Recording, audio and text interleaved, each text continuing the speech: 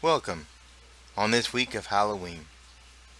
Have you ever wondered about the origins of Halloween or specifically Samhain? This is an old Irish and Celtic 3-day month honoring our ancestors. The month of Samhain marks the end of harvest of the year and the beginning of winter. Life and death balance in these nights as the goddess Morgan and the good father Dagda meet and make love. Both of these are deities I follow, especially Morgan. So Samhain is a very special time for me personally. It is also the night when the veil between our world and the other world is thinnest.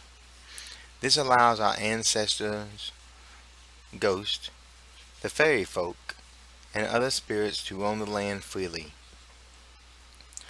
This is why we dress in costumes and masks. Not all who roam these nights are friendly, so we wear a disguise to blend in with the other world beings. Offerings of food were left on the doorstep of homes, and parties were had. This was to celebrate the harvest, the ancestors' return, and the beginning of the new year. Games such as bobbing for apples were played. Fortunes and divinations were read. Bonfires lit and livestock blessed. 2 bonfires were made, and the livestock would pass in between the fires to purify them and bless them for the long winter. Tricks were played by children if they were denied a gift when knocking upon the door. Apples were often considered a food of immortality. The other world has been called the land of apples before, in some interpretations. In Norse mythology, magic apples keep the gods and goddesses young and vital. So you can see how apples would play a big part of Samhain. Of course, we have jack-o'-lanterns. Now, Irish people used gourds or even turnips as a jack-o'-lantern because they did not have pumpkins. There was an old man called Stingy Jack who tricked the devil several times. He did this, of course, to stay alive, but death has a way of catching us all. Heaven would not allow him entrance, and neither would hell.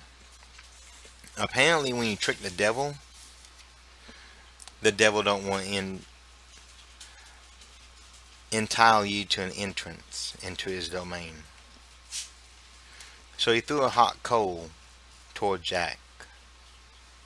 Jack picked up the coal and put it in a turnip or now pumpkin to guide him through the dark as he wanders between the two worlds.